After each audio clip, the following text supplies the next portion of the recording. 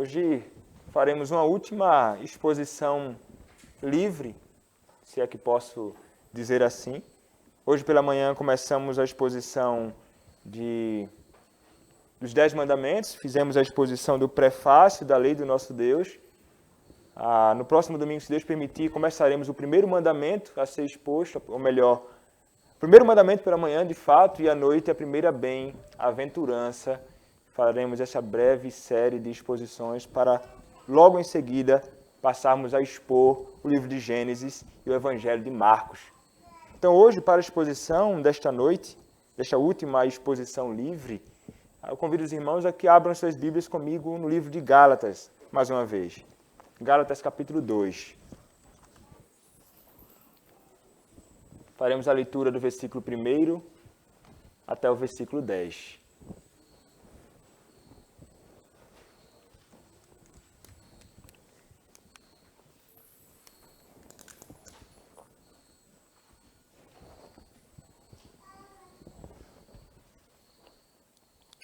Assim diz a palavra do nosso Deus. 14 anos depois, subi outra vez a Jerusalém com Barnabé, levando também a Tito. Subi em obediência a uma revelação e lhes expus o evangelho que prego entre os gentios, mas em particular aos que pareciam de maior influência, para de algum modo não correr ou ter corrido em vão. Contudo, nem mesmo Tito, que estava comigo, sendo grego, foi constrangido a circuncidar-se. E isto por causa dos falsos irmãos que se entremeteram com o fim de espreitar a nossa liberdade que temos em Cristo Jesus e reduzir-nos à escravidão, aos quais nem ainda por uma hora nos submetemos, para que a verdade do Evangelho permanecesse entre vós. E quanto àqueles que pareciam ser de maior influência, quais tenham sido outrora, não me interessa. Deus não aceita a aparência do homem. Esses digo, que me pareciam ser de alguma coisa, nada me acrescentaram. Antes, pelo contrário, quando viram que o evangelho da circuncisão me fora confiado, como a Pedro o da circuncisão, pois aquele que operou eficazmente em Pedro para o apostolado da circuncisão, também operou eficazmente o apostolado operou eficazmente em mim para com os gentios. E quando conheceram a graça que me foi dada, Tiago, Cefas e João, que eram reputados colunas, me estenderam a mim e a Barnabé, a destra da comunhão, a fim de que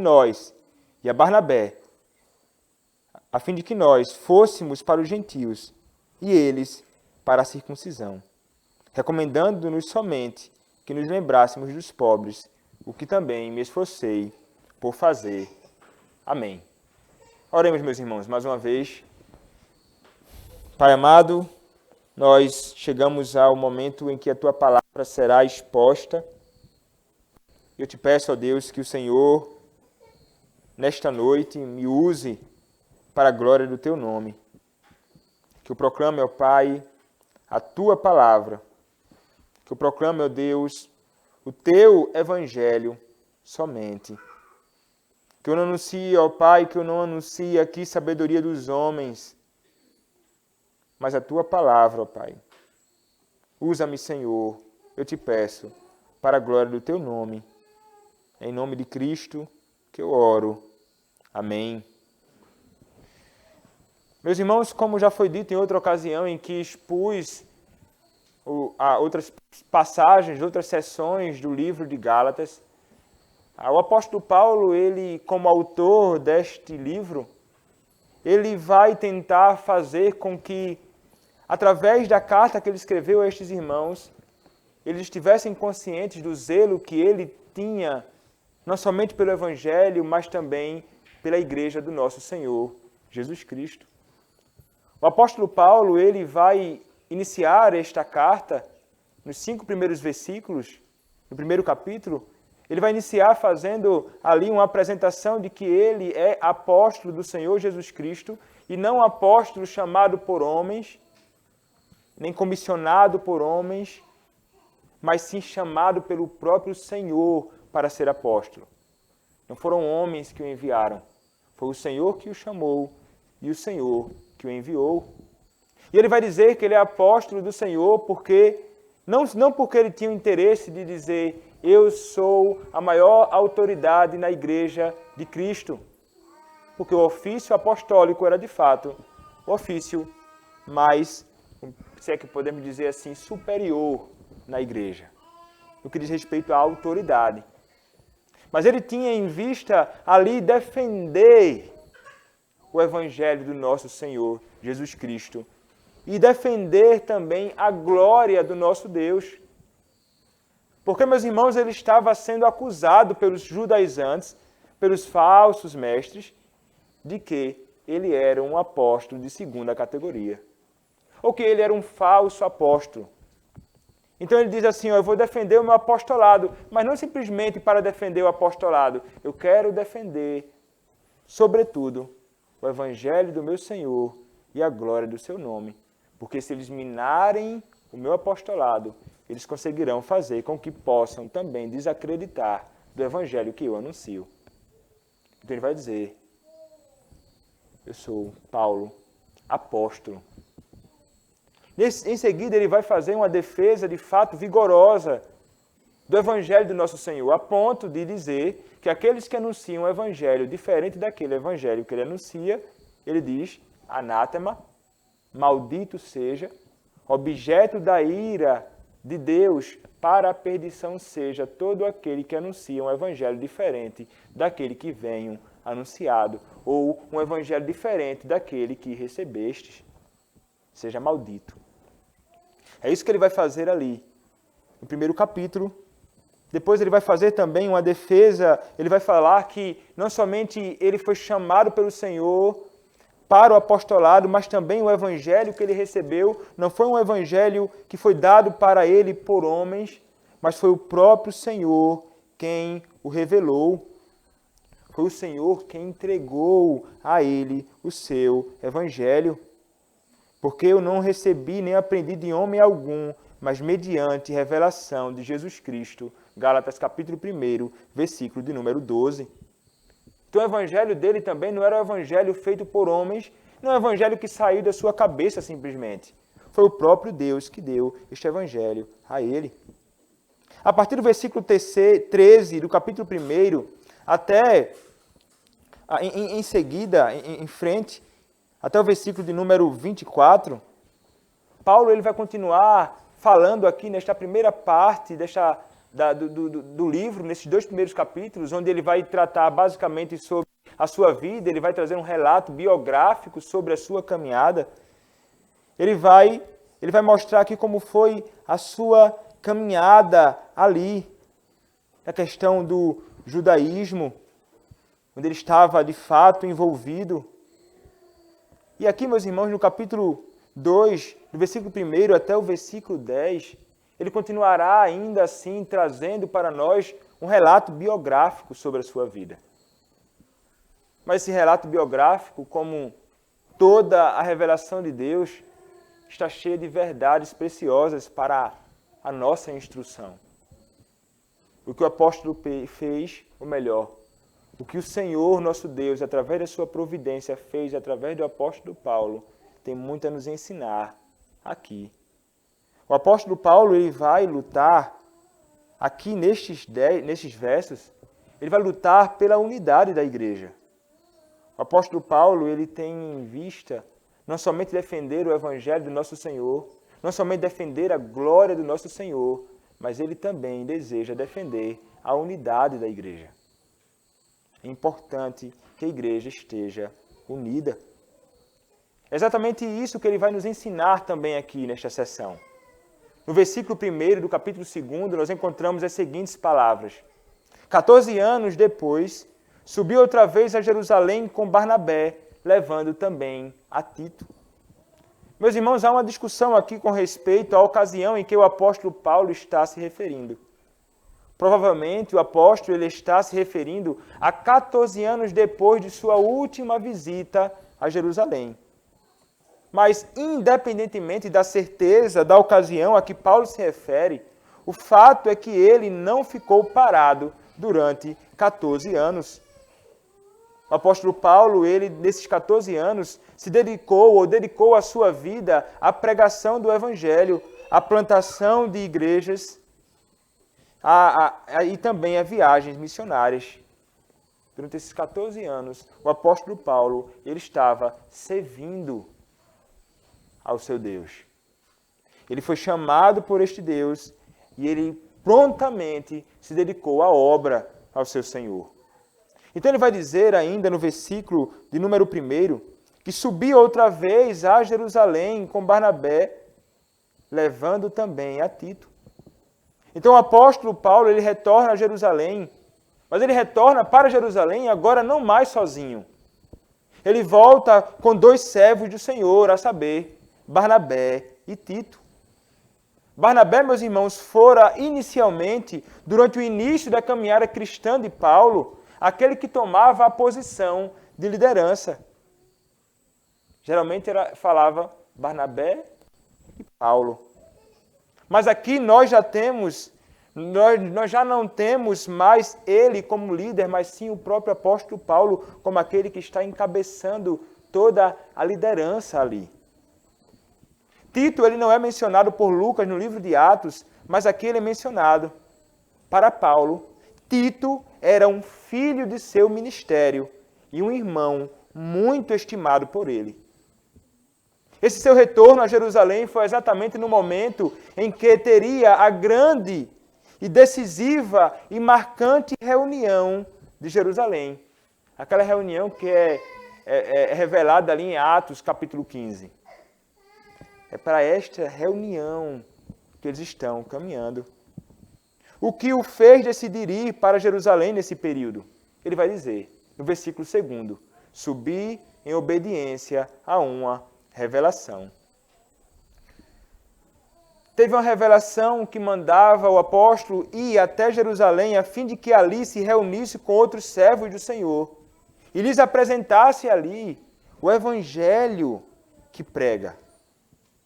Nós não sabemos se essa revelação foi dada diretamente ao apóstolo. O fato é que era uma revelação dada por Deus, não a ideia simplesmente dele mesmo. Somada a esta revelação havia, como nos ensina a Escritura, havia o interesse da igreja de Antioquia também, em enviá-los para Jerusalém. É a igreja de Antioquia que envia Paulo, junto a Barnabé e Tito, para Jerusalém. Não é inconsistente ver o papel da igreja em enviá-los e a revelação que Paulo recebeu.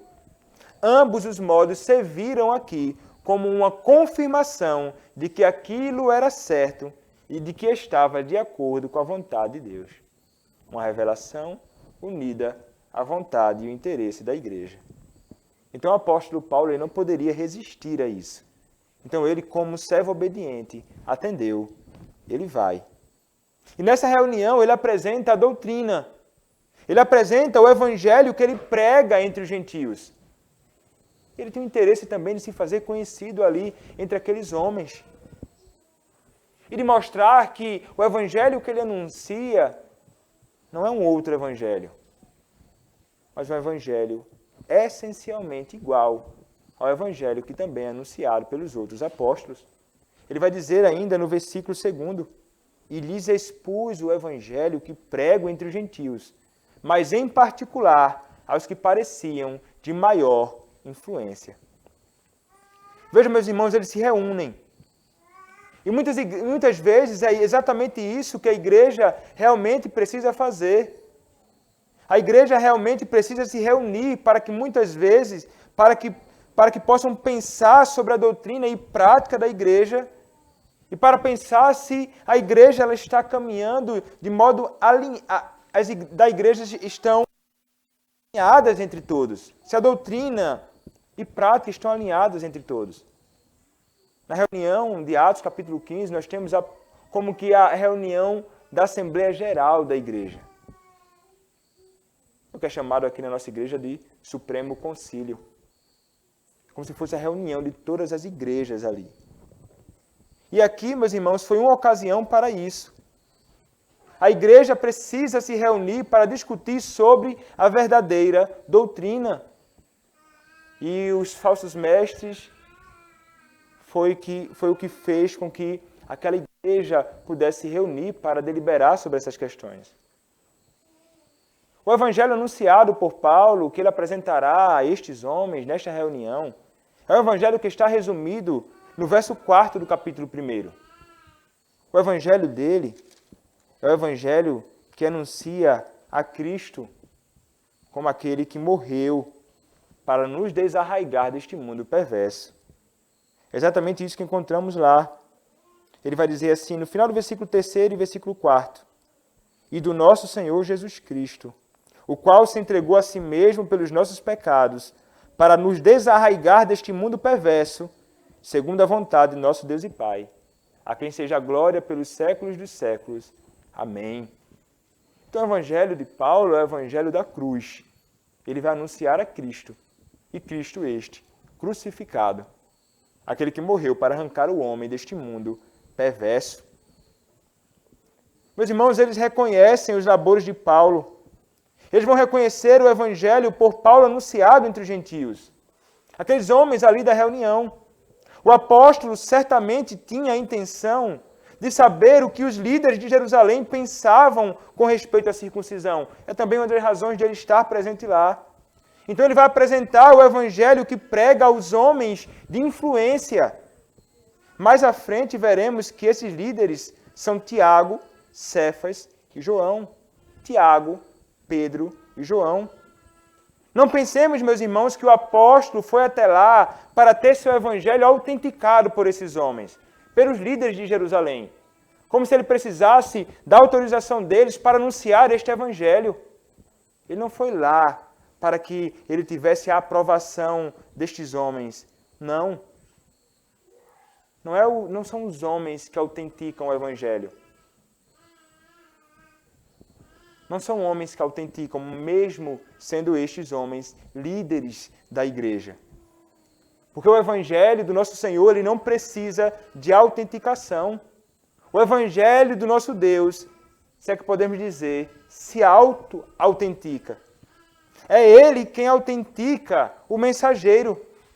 E autentica a verdadeira igreja, não o contrário. Não é a igreja que vai dizer o que é o verdadeiro evangelho. É o evangelho anunciado que vai revelar o que é a verdadeira igreja. Se essa igreja é de Cristo ou se é uma sinagoga de Satanás. Se este homem é um ministro de Cristo ou se ele é um ministro de Satanás. Não o contrário. Nós não podemos inverter isso. Mas por que razão ele apresenta o seu evangelho a estes homens? Ele vai dizer, no versículo 2 ainda, para de algum modo não correr ou ter corrido em vão. O que ele quer dizer com não correr ou ter corrido em vão? A ideia, meus irmãos, é basicamente a seguinte. Caso os líderes de Jerusalém não fossem firmes contra o ensino dos judaizantes, os quais falavam de um evangelho mais alguma coisa, o evangelho mais as obras da lei, o evangelho mais a circuncisão, o evangelho mais a observância do sábado como meio para a salvação, mais as obras da lei para a salvação. Caso estes homens fossem frouxos na luta contra os judaizantes, o ministério de Paulo, o ministério de pregação de Paulo, da salvação pela graça mediante a fé, seria enfraquecido entre os gentios. Então ele vai dizer, eu vou apresentar este evangelho para não ter corrido em vão e também para que não corra em vão. Eu quero saber se estes homens anunciam também o mesmo evangelho que eu anuncio. Então, para que ele pudesse manter as igrejas que plantou com o ensino sadio, verdadeiro do evangelho, Paulo ele vai então precisar refutar o falso ensino dos falsos mestres, e é isso que ele faz. Sua luta seria menos dura, tendo os líderes de Jerusalém do seu lado. Não fazendo o ministério solo, sozinho. Ele quer ter aqueles irmãos ali junto a ele no combate ao falso ensino. Tendo pleno acordo com os líderes da igreja com respeito ao evangelho, ele poderia estar seguro de que os falsos mestres seriam silenciados. Então Calvino, ele vai escrever o seguinte comentando este verso. Ele vai dizer assim: a concordância entre todos os mestres da igreja é um poderoso auxílio para a confirmação da fé. Portanto, visto que Satanás labutava insidiosamente para obstruir o progresso do Evangelho, Paulo resolveu enfrentá-lo. Se fosse bem-sucedido em demonstrar que tinha os mesmos pontos de vista dos outros apóstolos, todos os obstáculos seriam removidos. Os discípulos fracos não ficariam mais perplexos com a dúvida a respeito de quem deveriam seguir, se Paulo ou judaizantes, se Paulo ou um outro apóstolo. Eis o que Paulo estava realmente dizendo: para que meus labores passados não sejam desprezados e se tornem inúteis, esclareci a dúvida que aflige a muitos. Quem merece a confiança de vocês? Eu ou Pedro? Pois em tudo o que tenho ensinado, ele e eu estamos em pleno acordo. Se muitos dos ensinadores de nossos dias fossem tão sinceros, desejosos de edificar a igreja, como Paulo foi, seriam mais diligentes em cultivar a harmonia entre eles mesmos. Uma forma de encontrar harmonia foi aquela reunião que, sob a providência de Deus, aconteceu ali em Atos capítulo 15. Caso Paulo nutrisse algum temor, o que é pouco provável, uma vez que Paulo não temia homens e estava certo de que o evangelho que anunciava é verdadeiro, logo se dissipa. Se ele tinha algum temor de que talvez o que ele estava anunciando seria rejeitado pelos outros homens, logo esse temor se dissipa, pois o verso seguinte diz, versículo 3, contudo, nem mesmo Tito, que estava comigo, foi constrangido a circuncidar-se. Caso o apóstolo tivesse conduzido Tito a ser circuncidado, os falsos mestres eles poderiam acusá-lo de temer a homens.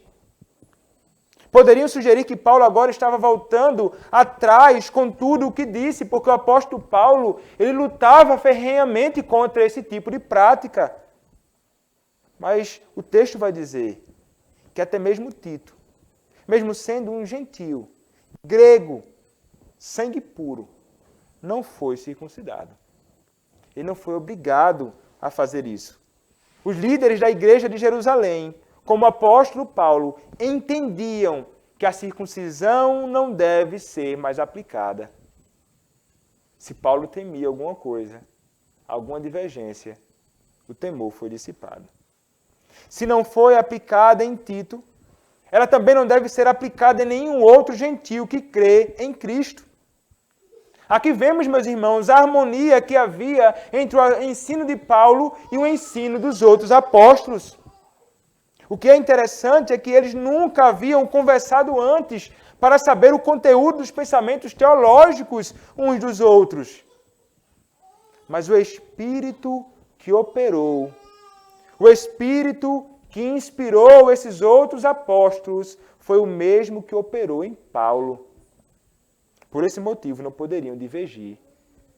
O Espírito do nosso Deus não é espírito de confusão. O Espírito que inspirou a Paulo foi o mesmo que inspirou a Pedro, foi o mesmo que inspirou João. O evangelho deles é o mesmo. Havia unidade. Por que razão essa atenção quanto à circuncisão como meio para a salvação perturbava a igreja? Veja lá, estavam reunidos para tratar sobre temas assim. O apóstolo Paulo ele estava grandemente preocupado com a sua igreja, com a igreja que ele plantou, a igreja da Galácia. Porque, como vai dizer o versículo 4, eram os falsos irmãos que estavam confundindo a igreja. Estavam no meio do ensino falso deles, maculando, separando, dividindo a igreja do Senhor. Versículo 4 vai dizer isto por causa dos falsos irmãos que se entremeteram. Com que propósito? Com o fim de espreitar a nossa liberdade que temos em Cristo Jesus e reduzir-nos à escravidão. Os falsos irmãos se infiltraram no meio da igreja. Eles se infiltraram na reunião. E eles fizeram isso certamente reivindicando a ideia de que os gentios deveriam ser circuncidados. Eles não estavam lá com o propósito de fazer o que é bom. Não estavam lá com o propósito de lutar pela unidade da igreja e pela verdade do Evangelho. Eles queriam investigar a posição, a atitude dos cristãos gentios diante das exigências da lei, as exigências dos rituais judaicos. Onde encontramos a intenção deles, o texto vai dizer lá, com o fim de espreitar a liberdade que temos em Cristo Jesus e reduzir-nos à escravidão. Veja o propósito maligno destes homens. Eles não queriam fazer nada de bom ali no meio daquela reunião.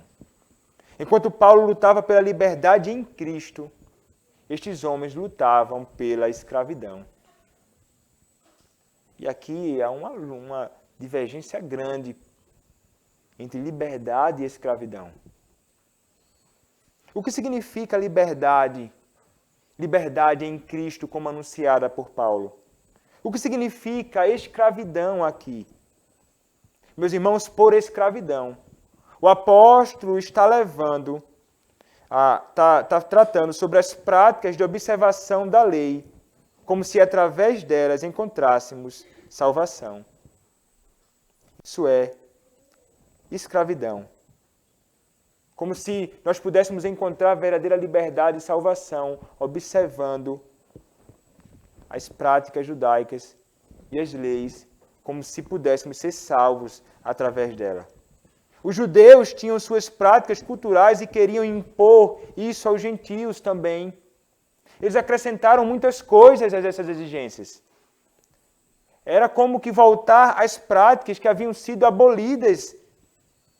Queriam que fossem circuncidados para que fossem salvos. Como foi dito, fé mais alguma coisa, fé mais as obras da lei. Eles achavam que o evangelho de Paulo era muito fácil. O legalismo deles é que os conduzia a pensar assim: eu posso ser salvo simplesmente pela observância da lei e por praticar essas coisas. Por esse motivo, estavam preocupados demais com rituais, práticas externas que nada faziam para a salvação do homem. Isso é reduzir o homem à escravidão. Tentar anunciar aos homens: vivam segundo a lei, não como uma regra de vida que foi dada a você que foi salvo para viver para a glória de Deus, mas como um meio para a salvação.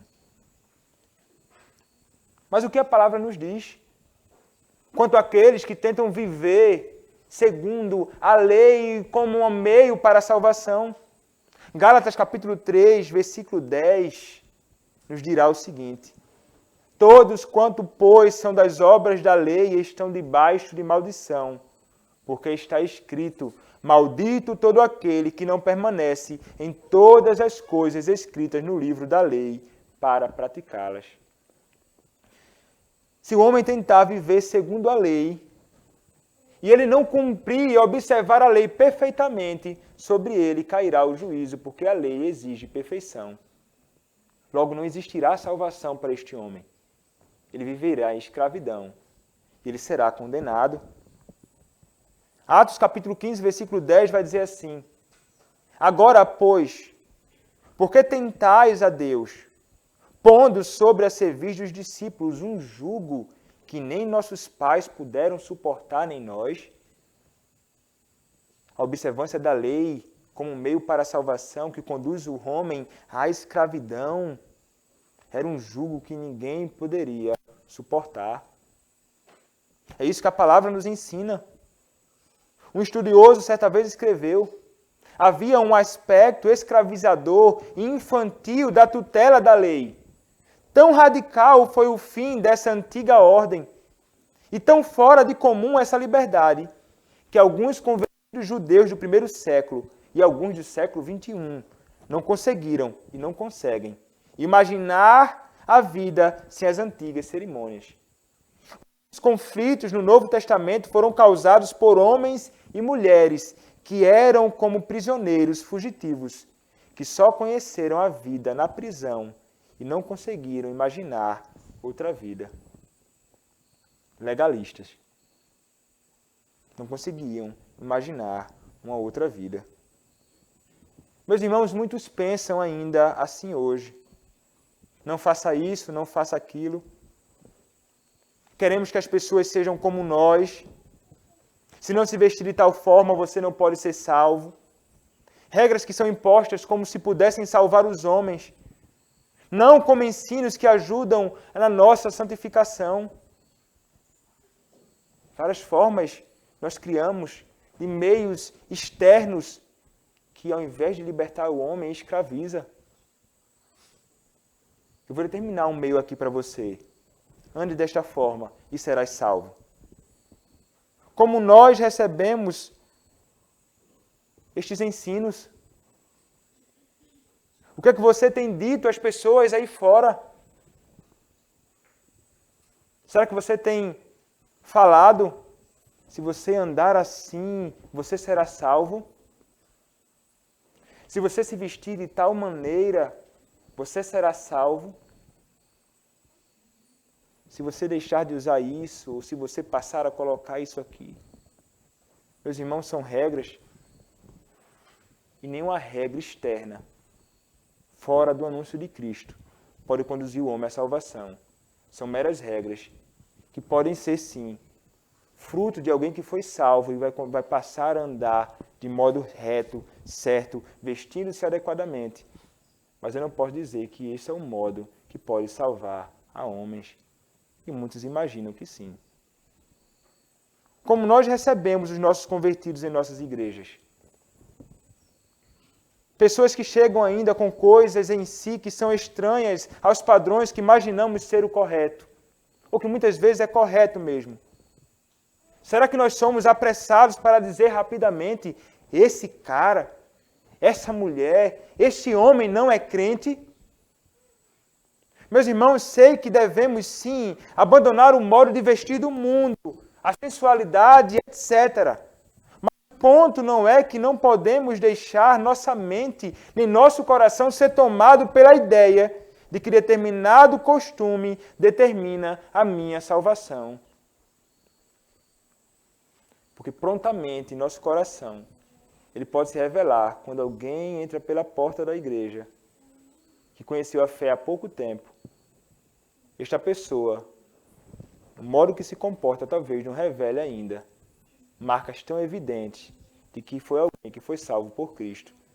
E parece que o nosso coração legalista, ele se manifesta aí. Prontamente eu diria assim, esta pessoa não é salva. Aqueles que possuem um coração legalista, ao se deparar com alguém que externamente não se encaixa nas exigências e padrões que estabelecem, logo vão revelar o seu legalismo enraizado no seu coração. Não é a forma que vestimos que diz que somos salvos ou não. Ou melhor, que nos conduz à salvação.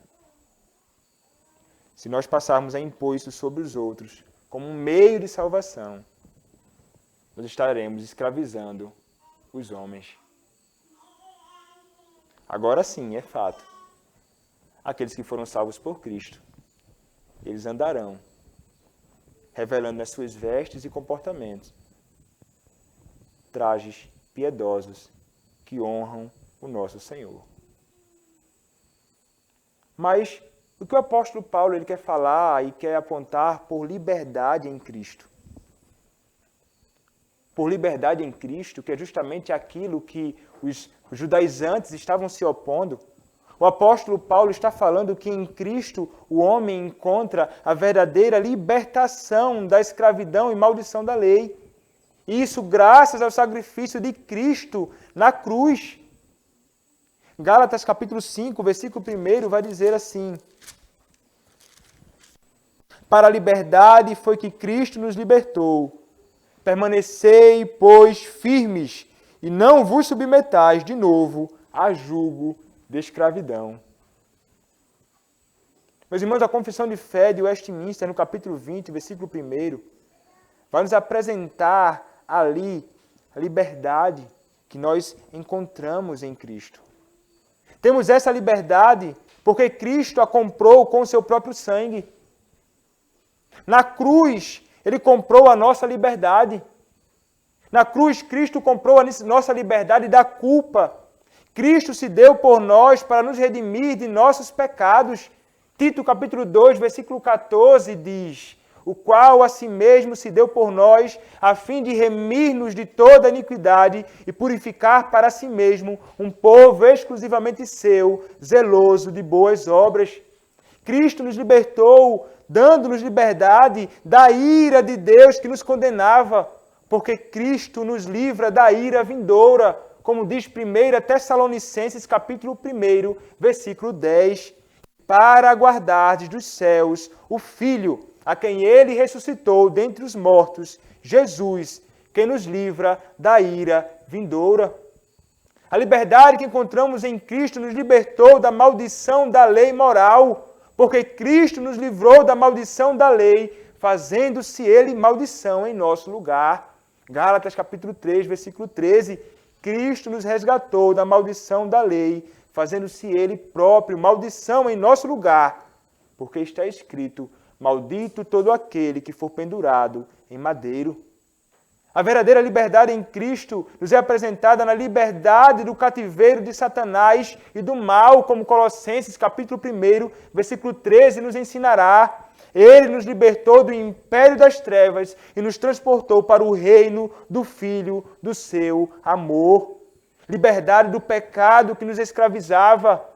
Como diz Romanos capítulo 6, versículo 14, porque o pecado não terá domínio sobre vós, pois não estáis debaixo da lei, e sim da graça. Somos libertos da condenação eterna. Como Romanos capítulo 8, versículo 1 diz: agora, pois, já nenhuma condenação há para os que estão em Cristo Jesus. E já não vivemos mais com medo, pois agora encontramos um amor que lança fora o medo. Liberdade cristã, liberdade em Cristo, liberdade na união com o nosso Cristo. Cristo anunciado traz liberdade, mas o legalismo, ele escraviza. Mas o que Paulo, Barnabé e Tito fizeram? O versículo 5 vai dizer: aos quais nem ainda por uma hora nos submetemos, para que a verdade do Evangelho permanecesse entre vós. Não se submeteram nem por um instante ao que os falsos mestres queriam dizer. Por que motivo não se submeteram? Não foi porque eram orgulhosos e não queriam abrir mão da posição pessoal deles. A verdadeira razão é porque algo glorioso estava em jogo, como falei no início, o Evangelho do nosso Senhor. É dito no versículo: para que a verdade do Evangelho permanecesse entre vós. Para isto que eu resisti aos falsos mestres. A verdade do Evangelho não poderia ser corrompida. Paulo temia que o Evangelho genuíno fosse retirado de entre os crentes da Galácia. O zelo pelo verdadeiro Evangelho consumia o apóstolo Paulo.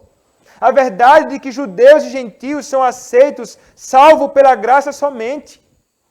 Ele não permitiria que o Evangelho fosse adulterado em qualquer nível. Não poderia ser nada um obstáculo para o puro Evangelho do nosso Senhor anunciado. E meus irmãos, assim como o apóstolo Paulo, nós somos chamados. Nós precisamos estar atentos aos falsos mestres com seus falsos ensinos. Muitos se levantam hoje, sozinhos, apresentando o seu suposto evangelho ou doutrina independente. Sozinhos, independente de uma igreja, independente de um concílio, independente de um corpo de doutrinas que preserva a unidade da igreja e preserva a doutrina, apresentando ensinos contrários à Escritura. Eles vão de encontro ao que foi estabelecido com base nas Escrituras pela Igreja de Cristo. e ao invés de abraçarem a doutrina bíblica, buscam todo tipo de novidades contrárias à revelação de Deus. Meus irmãos, há uma multidão grande de muitas igrejas e denominações que são distintas inclusive no conteúdo essencial da palavra. Mesmo tendo a Escritura nas mãos, não há unidade doutrinária. Por essa razão, por não haver unidade doutrinária, não há unidade na prática. Por mais que tenham a mesma Bíblia que nós possuímos, produzem doutrinas que são estranhas à própria Escritura, usando a Escritura como base. Usando a Escritura, talvez, no caso de muitos, como puro pretexto. E por implicação, a prática é contrária à prática que deve ser vivida no seio da Igreja de Cristo. Então eles vão se submeter. Eles não vão se submeter às investidas desses homens. Paulo, Barnabé e Tito. E nós também, nós não podemos ceder às investidas daqueles que querem submeter nossa consciência, nossa liberdade em Cristo ao engano. Nós não podemos nos submeter aos ensinos e sutilezas malignas daqueles que querem nos escravizar, obrigando-nos a uma submissão cega às supostas verdades da palavra. Esses fardos falsos não podem ser postos sobre a nossa cerviz. Nós devemos sim lutar. Apenas a verdade do Evangelho deve ser inculcada em nós e sobre nós. Somente o Senhor é Senhor sobre nós. E nós não somos mais escravos. Somos escravos não da lei, mas agora escravos de Deus, de Cristo, do seu Espírito Santo. Ah, irmãos, ser escravos desse Cristo todo bondoso, ser escravo deste Cristo todo amoroso, ser escravo deste Cristo todo gracioso, ser escravo deste Cristo misericordioso, deve ser o desejo da alma de todo crente. Não nos submetamos mais à escravidão, como muitos se submetem à escravidão de Cristo. A escravidão em Cristo é maravilhosa. Esta é uma bendita escravidão. A liberdade e escravidão a Cristo e em Cristo. Os homens anunciam o falso evangelho e tentam conduzir muitos à escravidão, à lei e leis, muitas delas inventadas por eles mesmos. Não há unidade nisso. Uma vez que nós temos unidade na doutrina, uma vez que nós temos unidade no que diz respeito à compreensão das verdades da Escritura, nós teremos unidade na prática. É justamente isso que o texto nos ensinará também, a partir do versículo 6. O que os unirá no trabalho? O que unirá Paulo aos outros apóstolos no anúncio do Evangelho? Qual o fundamento da unidade entre eles? Meus irmãos, o fundamento da unidade entre eles é Cristo anunciado, aquele que é o verdadeiro Evangelho, visto na vida e proclamado com os lábios dos servos, é que os une na obra pela expansão da glória de Deus neste mundo. Aqui está a unidade que nós devemos abraçar. O versículo 6 vai dizer: e quanto àqueles que pareciam ser de maior influência, quais tenham sido outrora, não me interessa. Deus não aceita a aparência de homens. Esses digo, que me pareciam ser de alguma coisa, nada me acrescentaram. A referência aqui é aos líderes da igreja, isto é, Tiago, Cefas e João. Eles eram de grande influência e tinham respeito do povo. Paulo não estava aqui tentando desprestigiar ou desrespeitar os líderes da igreja. Quando ele fala de que pareciam ser de maior influência, ele está querendo dizer que eram homens de grande estima, pessoas de caráter, pessoas de fato muito respeitadas pela igreja ali. Não é uma linguagem aqui depreciativa. Ele apenas usa a linguagem ou a ideia que os falsos mestres nutriam com respeito aos líderes, mas o faziam exageradamente. Então ele vai dizer, quais tenham sido outrora não me interessa, Deus não vê a aparência do homem. É interessante notar que Paulo faz outra pausa aqui. É como se ele fizesse um parêntese e faz um comentário. Essas palavras foram usadas contra os falsos mestres e para a instrução da igreja. Os falsos mestres estavam muito ligados à aparência dos homens. Sim, eles diminuíam a Paulo justamente porque Paulo não andou com Cristo e tinham a Paulo como falso apóstolo de segunda categoria. Calvino aqui, mais uma vez, nos será útil ao escrever o seguinte. Paulo não está discutindo a dignidade dos apóstolos, e sim a vanglória indolente de seus adversários. A fim de apoiar pretensões indignas, eles enalteciam a Pedro, Tiago e João, tirando proveito da veneração que a igreja lhes tributava, para satisfazerem seu desejo intenso de prejudicar Paulo. A intenção de Paulo nesta passagem não era esclarecer o que eram os apóstolos ou que opinião deve ser formada a respeito deles, quando a controvérsia é deixada de lado. O objetivo de Paulo era desmascarar os falsos apóstolos. Paulo, meus irmãos, realmente não andou com Cristo como os outros apóstolos, mas Cristo o chamou. Cristo glorificado o chamou na estrada de Damasco. Os outros apóstolos foram chamados por Cristo, enquanto Cristo aqui, encarnado, o apóstolo Paulo foi chamado por Cristo glorificado. E ele vai dizer, a aparência do homem não importa. Não se apeguem a aparências externas. Paulo então diz que Deus não estava nem um pouco interessado em quem eles foram. Deus não se importa com a face dos homens. A experiência que tiveram não é determinante para a verdade do Evangelho. Eles são homens respeitáveis, sim, diria o apóstolo. Mas não pensem com respeito a eles, irmãos da igreja da Galácia, além da conta, como fazem os falsos mestres. Não importa para Deus e para Paulo se esses homens andaram com Cristo ou se era irmão de Cristo, como no caso de Tiago.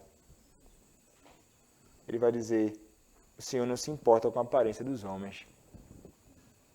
Quem se importa com a aparência dos homens são os falsos mestres. Quem se importa com a aparência dos homens são aqueles que se deleitam no engano. O verdadeiro crente, o verdadeiro líder, ele não se importará com a aparência dos homens. Ele se apegará àqueles que anunciam o verdadeiro Evangelho. Se apegará àquele que ama a Cristo. Se apegará àquele que verdadeiramente teme ao Senhor. A aparência dos homens para nada serve. Isto é o que diz o apóstolo Paulo. Então, depois desse parêntese que ele faz aqui, ele então volta a tratar do que estava falando. Ele vai dizer, esses digo, que me pareciam ser de alguma coisa, nada me acrescentaram. Ele está falando aqui sobre Tiago, João e Cefas. Nada acrescentaram ao evangelho de Paulo. Eles não apresentaram o próprio evangelho deles, como fariam caso tivesse algo errado. Pois era o mesmo evangelho. Não tiveram uma ressalva sequer, uma nota de rodapé. Paulo, olha, o teu evangelho aqui não está muito ajustado, não. Tu tem que melhorar isso aqui.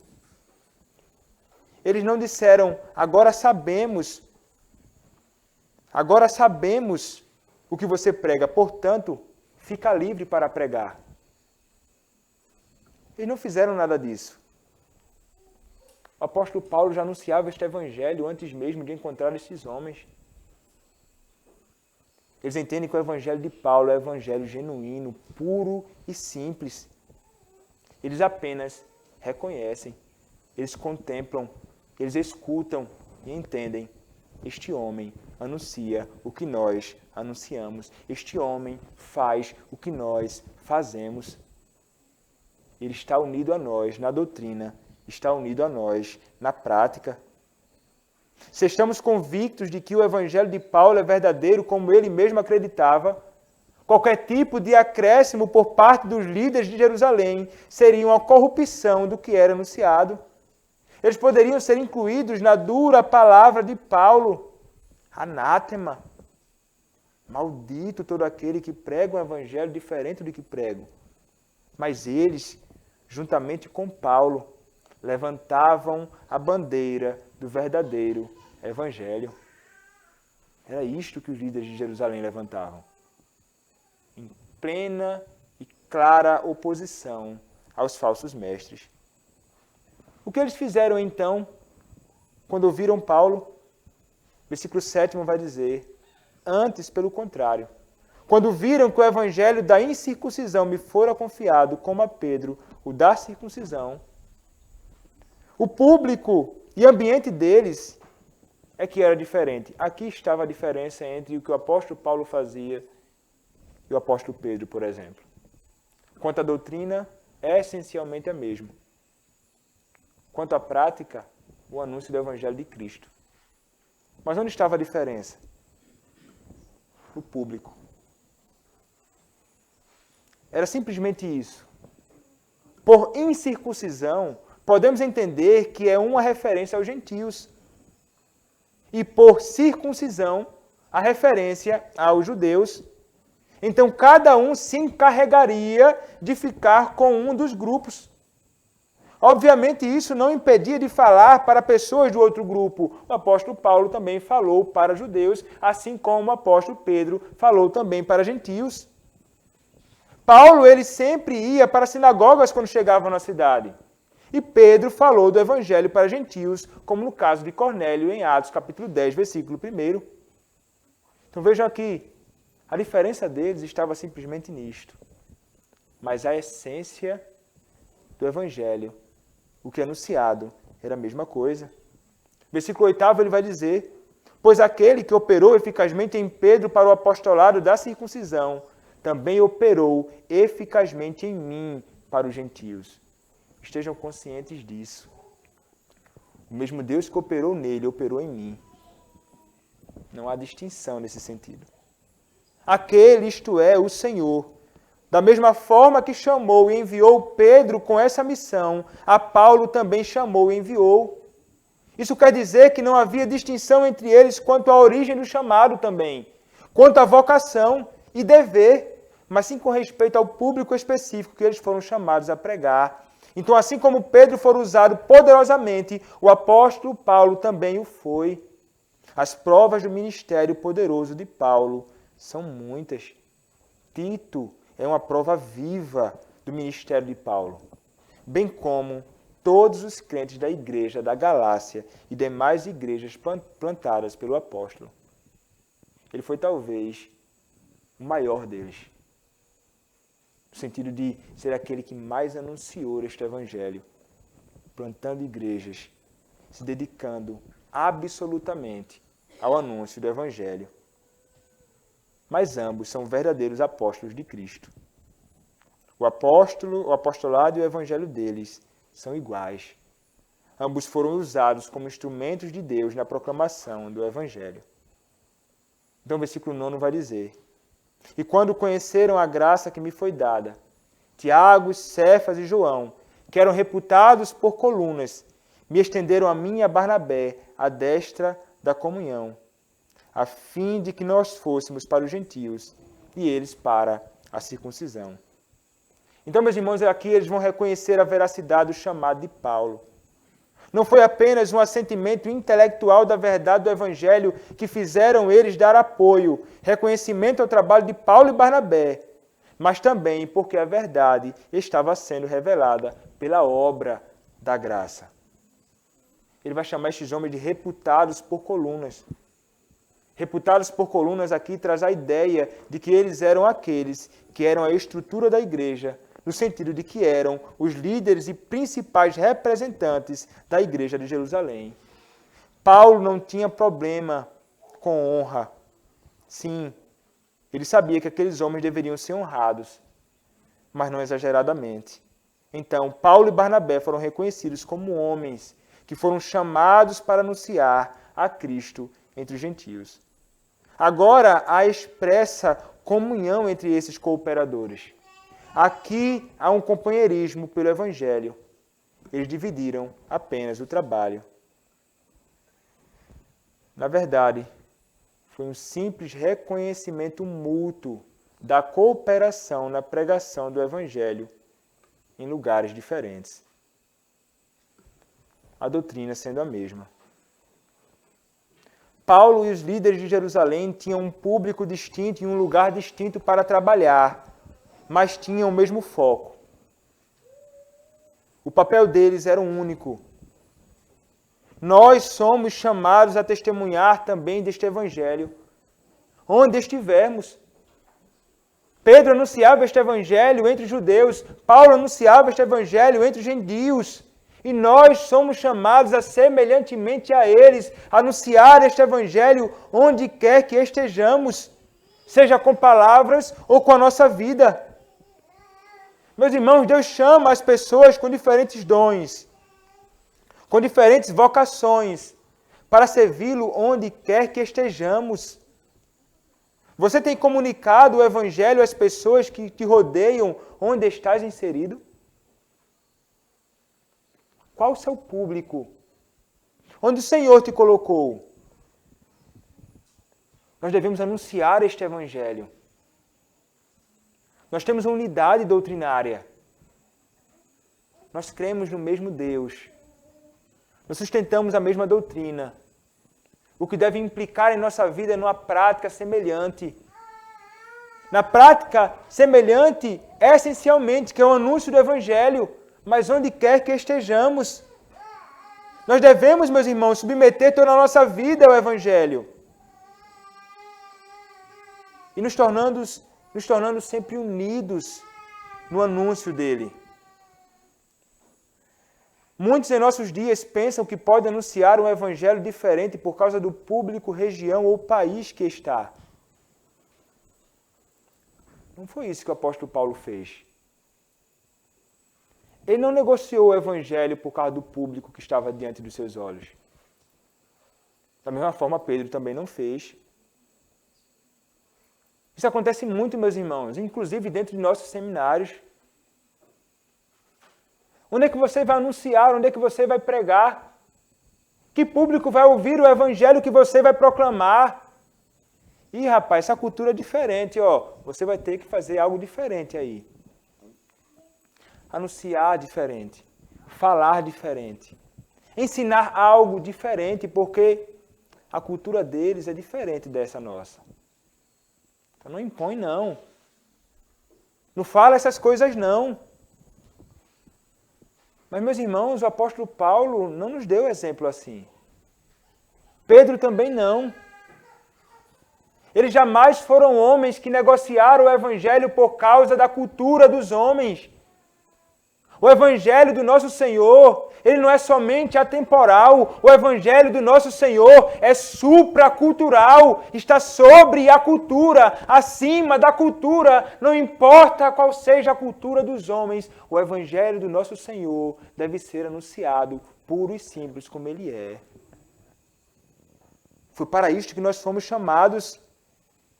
Não existe aqui a ideia de um tipo de evangelho mais relevante ou mais adequado para determinado grupo. O evangelho que é para você é o evangelho que é para aquele outro. Mas muitos querem negociar este evangelho. Não existe isso. O Senhor não se agrada daqueles que que subtraem da sua palavra a verdade. Meus irmãos, nós não podemos negociar isto. Sustente o verdadeiro evangelho onde quer que você esteja. Nós não podemos olhar para o evangelho ensinado por esses homens, pelos apóstolos, inclusive no evangelho, nas epístolas e cartas, como algo diferente. A teologia, a doutrina, o evangelho deles são os mesmos. Aqui não há brecha para falarmos em dois evangelhos distintos. O mesmo evangelho tem de ser anunciado independentemente de onde você estiver, pois todos carecem do mesmo evangelho da graça. Todos carecem desse mesmo evangelho. Não há um que carece mais do que o outro. Não há cultura que precise menos do que a outra. Todas as culturas, todas as línguas, todos os povos carecem deste puro e simples evangelho. Paulo queria unidade, mas sem negociar a palavra. Se o evangelho estivesse em risco, ele logo se oporia. Como ter harmonia e unidade sem a unidade no que é essencial? Como ter unidade na prática sem unidade naquilo que é essencial? Como ter harmonia e unidade quando a doutrina pura e o puro evangelho são negociados? A nossa fé presbiteriana está expressa nos nossos padrões de fé, que são fiéis exposições da Escritura Sagrada. Esses padrões deveriam trazer unidade para a igreja. Unidade não somente na fé, mas unidade também na vida e prática da igreja.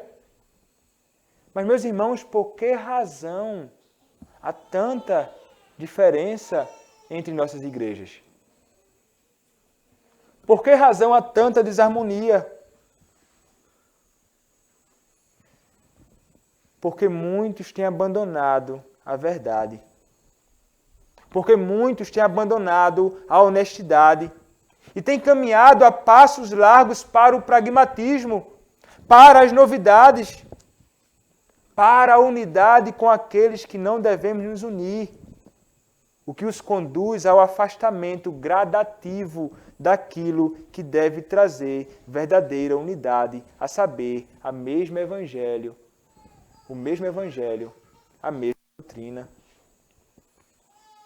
Se nós temos a mesma escritura, se nós temos o mesmo padrão confessional, a prática deveria ser a mesma. É justamente a isso que o apóstolo Paulo quer convidar a igreja do Senhor.